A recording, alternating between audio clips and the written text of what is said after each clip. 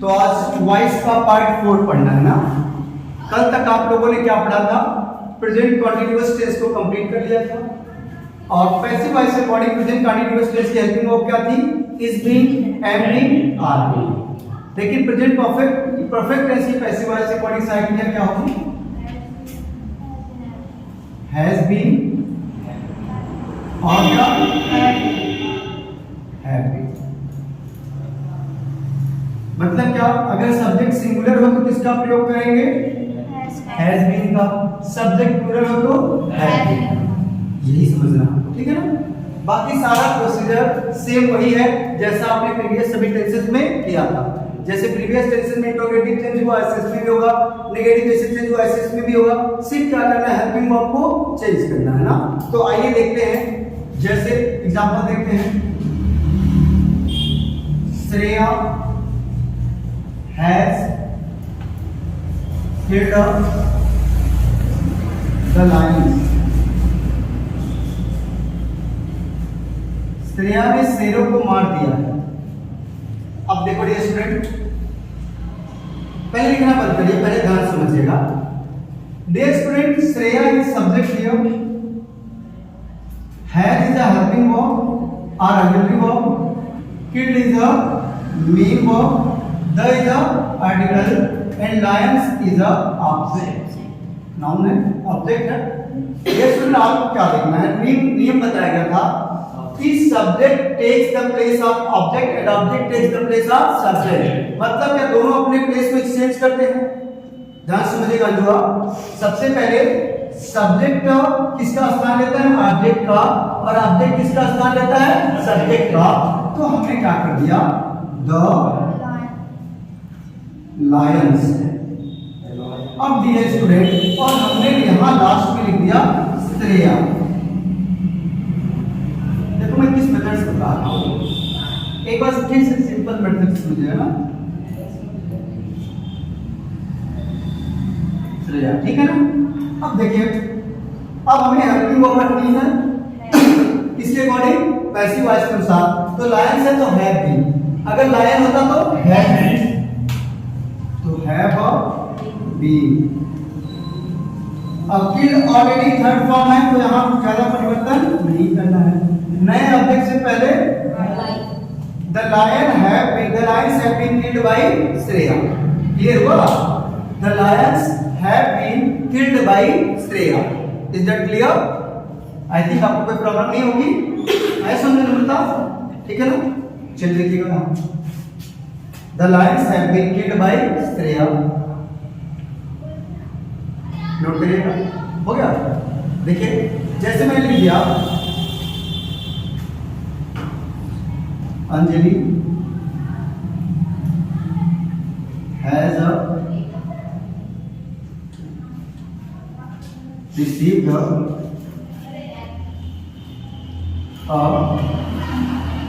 ₹100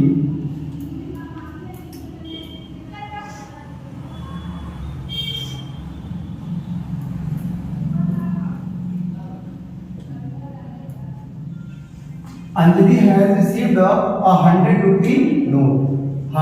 अंजलि ने 100 रुपए के नोट को प्राप्त किया है, ठीक है ना। अब ये स्टूडेंट देखेंगे, यहाँ अंजलि क्या है? सब्जेक्ट है। हैज क्या है? हेल्पिंग वर्ब है। रिसीव क्या है? मेन वर्ब है। और क्या है? आर्टिकल है।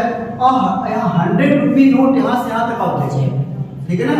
तो क्या कर सकते हैं? सबसे पहले यहाँ से यहाँ तक ऑब्जेक्ट, यहाँ से यहाँ तक सारा पार्ट क्या है? ऑब्जेक्ट है। तो object takes the place of subject, किसके स्थान पे आएगा? सब्जेक्ट के स्थान पे आएगा। तो क्या करेंगे? ₹100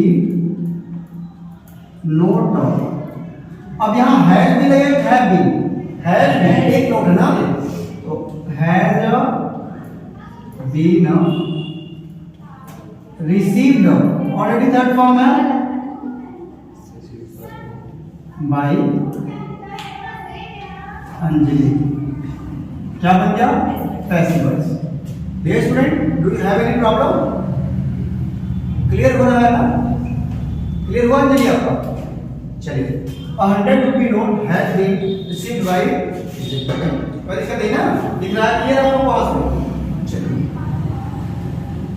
आगे करते हैं सर, एक और आप लोग लिखेंगे बनाएंगे। चलिए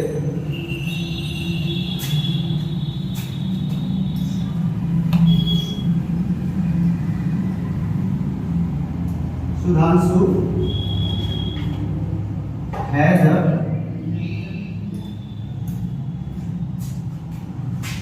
invited her his friends.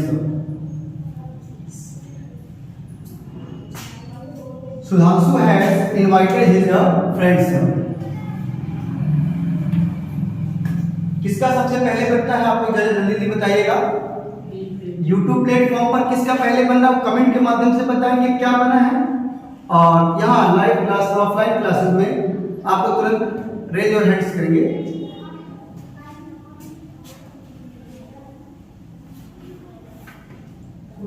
बन गया जी, अमित का बन गया, क्या बना Amit? His friends have been invited by Sudhanshu. Very good. His friends have been invited by Sudhanshu. Last full stop और क्या बन गया? पैसिव वॉइस बन जाएगा ना सबका। His friends have been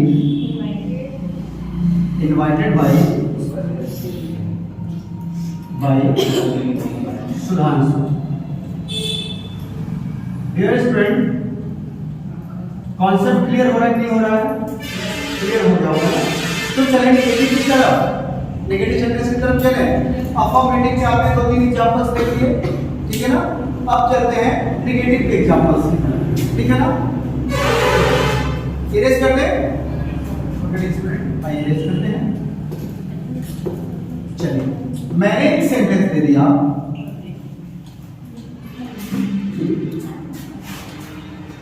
I have not abused her. मैंने उसे गाली नहीं दिया। I have not abused her.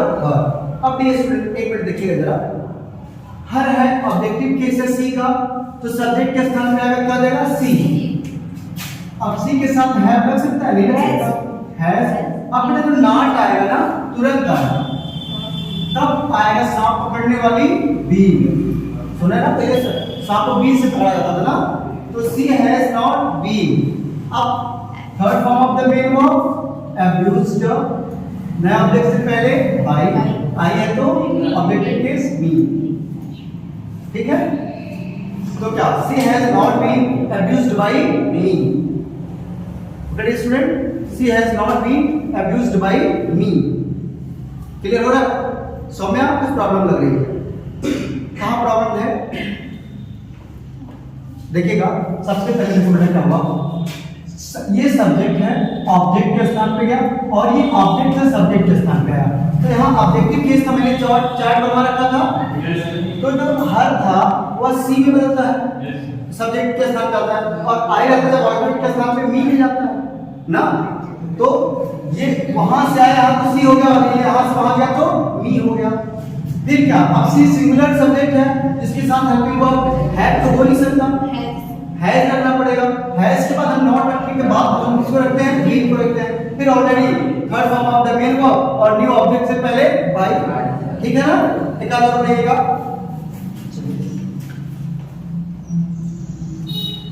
They have not taught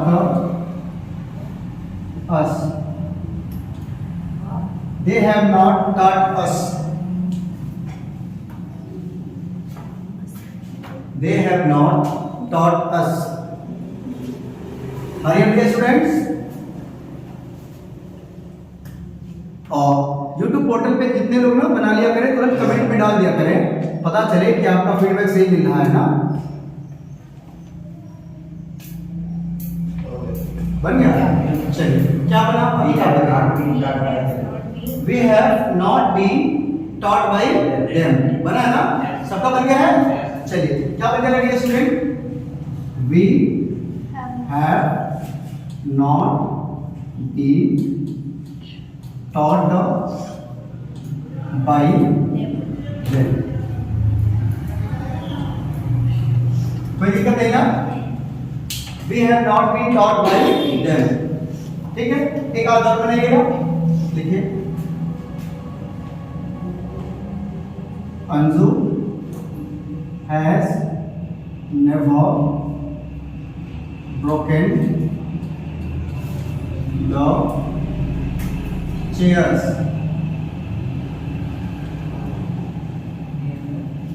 never है, नेवर है चाहे नॉट आ रहा है उससे कोई मतलब नहीं ना।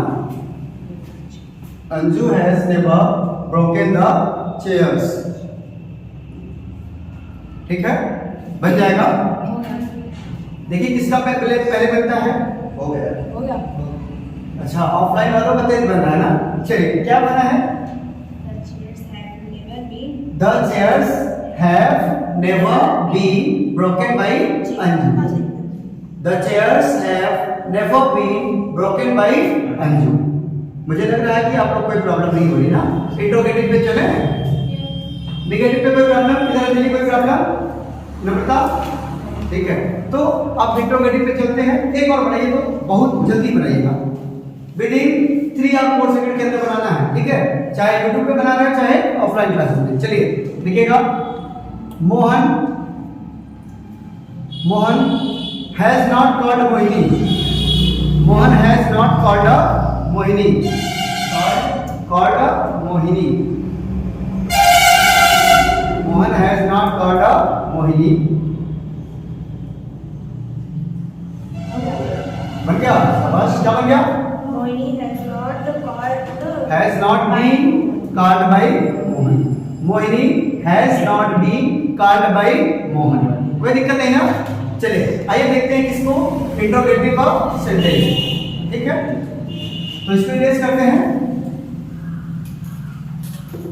ओके डियर स्टूडेंट, तो हम बात करेंगे इंट्रोगेटिव सेंटेंस के बारे में। अच्छा, इंट्रोगेटिव सेंटेंस किसे कहते हैं? A sentence that asks questions is called interrogative sentence। कैसे आइडेंटिफाई करते हैं? In the last of sentence there should be a question mark.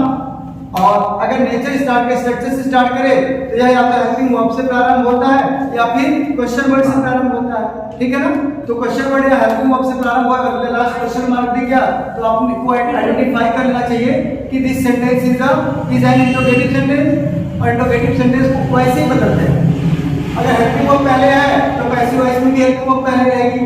अगर डब्ल्यूएस टाइप वर्ड पहले है, पैसिव वॉइस में भी डब्ल्यूएस टाइप वर्ड पहले रहेगा ना। तो जाइए देखते हैं, जैसे हैव यू हेल्प्ड मी। क्या आपने मेरी मदद की है? हैव यू हेल्प्ड मी कहते आप ना। तो कहता है तो श्रेया ने कलमियां दे दिया। श्रेया कहियो हमके धाले राजू तो हमके कलम नहीं कहती है ना।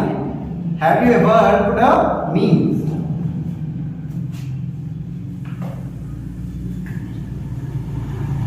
बन जाएगा। सबसे पहले स्टूडेंट देखिए, मी के बॉडी हैव ही रहेगा क्योंकि वो मी का आगे बनेगा आई।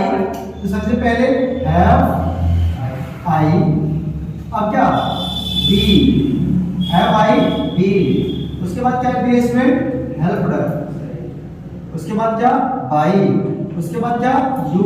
इन द लास्ट का क्वेश्चन मार्क नहीं भूल जाएंगे। Have I be helped by you. और बनाएंगे आप लोग, चलिए has Namrata, has Namrata, has Namrata plucked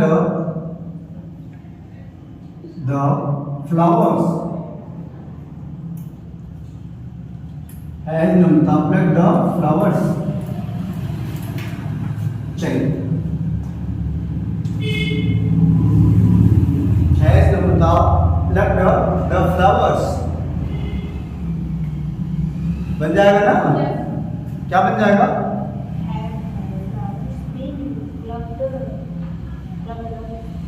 Have the flowers been plucked by Namrata. Have the flowers been plucked by Namrata. Clear है ना? लास्ट में question mark. In the last there should be a question mark. ठीक है ना? कोई दिक्कत नहीं ना? चलिए यहाँ तक मुझे लगता है कि आपको कोई प्रॉब्लम नहीं है। क्या बना होगा सबका? देखिए हैव द फ्लावर्स, उसके बाद बीन प्लग्ड बाय नम्रता, कोई दिक्कत नहीं ना। एक और बनाइए, देखिए has Yagini, has Yagini never beaten Ragini, has Yagini never beaten Ragini. क्या रागिनी ने कभी, सॉरी रागिनी ने रागिनी को कभी नहीं पीटा है? जरूर पीटी होगी ना, रागिनी पीटा नहीं आपने, मार जरूर हुई होगी। Has Ragini never beaten Ragini.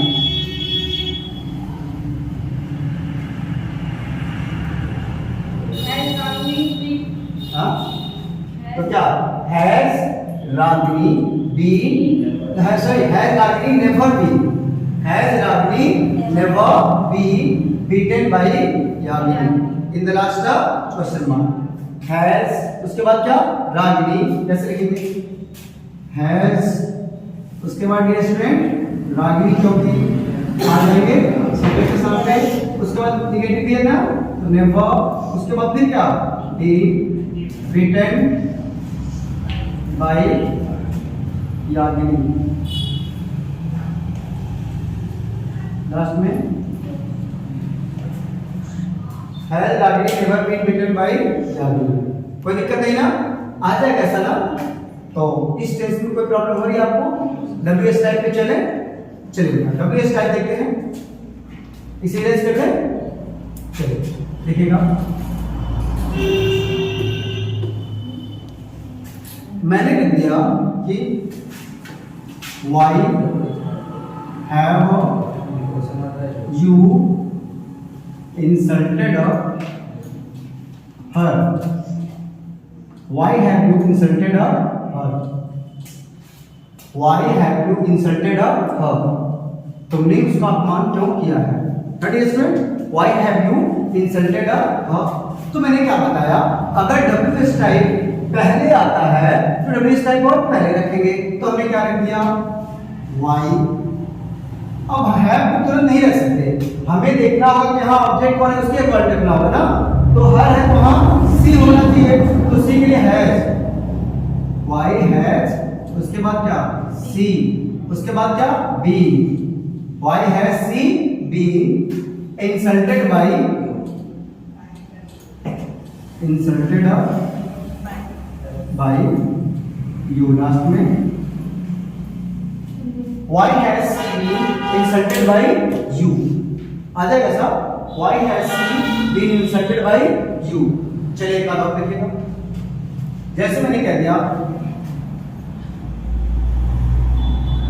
when have they purchased a new car। अच्छा ये स्टूडेंट, परचेज और बाय में क्या डिफरेंस है ना, कि कॉस्टली थिंग्स को खरीदने के लिए परचेज का प्रयोग करते हैं और नॉर्मल थिंग्स को खरीदने के लिए बाय का प्रयोग करते हैं ना। तो महंगी चीजों को खरीदने के लिए परचेज का, कार सस्ती आती महंगी आती है, महंगी आती है, घर महंगा आता है, इसके लिए परचेज का प्रयोग करते हैं, ठीक है ना। तो when have they purchased a new car, उन्होंने नई कार कब खरीदी है, बन जाएगा ना। जरा बनाइए तो देखते हैं कौन सबसे तेज बनाता है, देखना होगा ना कौन सबसे ज्यादा ब्रिलियंट स्टूडेंट है। तो हम कहते हैं ना कौन माई कलाल है जो करके दिखा देगा ना, दिखाइए जरा, बन गया ना, शाबाश। लड़के तेज होते हैं ना, कि लड़कियां तेज होती हैं? लड़कियां बेचारी बड़ी शांत होती हैं। क्या बना जी, क्या बना लिया आपका? हाँ बताइए। When has a new car been purchased by them? In the last question बन गया ना, कोई दिक्कत नहीं ना। चलिए एक बात और ये, और इस बार चेक करना है ना कि सबसे पहले ऑफलाइन का बनता है कि ग्रुप का बनता है, फिर उसमें भी चेक करना बॉयज का पहले बनता है कि गर्ल्स का पहले बनता है ना, ठीक है। तो चलिए स्टार्ट करिए। Why has Shreya, why has Shreya not invited Ansika. Why has Shreya not invited Ansika? In the last question mark. Why has Shreya not invited Ansika? ठीक है? Why has Shreya not invited Ansika? जल्दी कीजिएगा. बन गया? शाबाश. क्या बन गया? Why हाँ.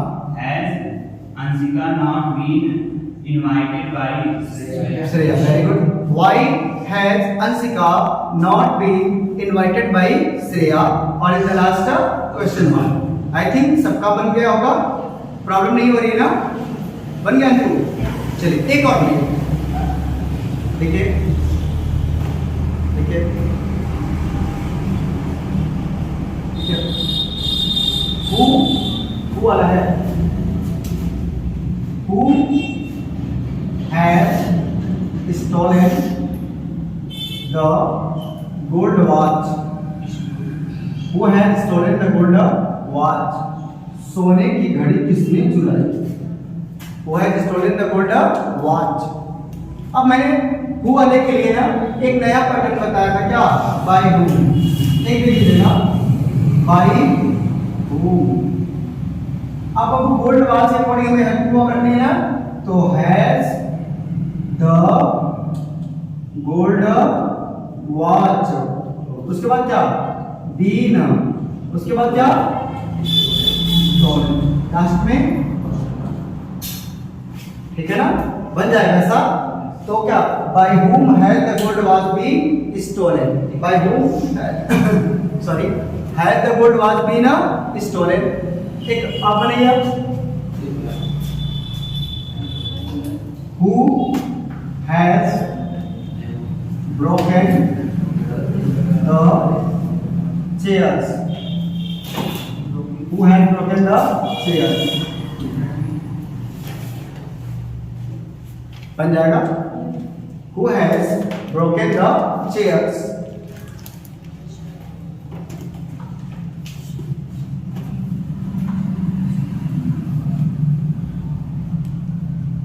कमेंट करते रहिए आप लोग यूट्यूब पे, और ये आप लोग फटाफट यहाँ बताते रहो ना.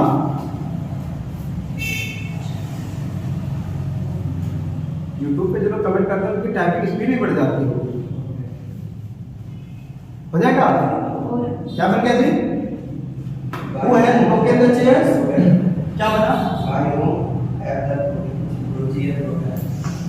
By whom have the chairs been broken? By whom have the chairs been broken? In the last question mark. एक और नहीं. देखिए, who has discovered the electric bulb? Who has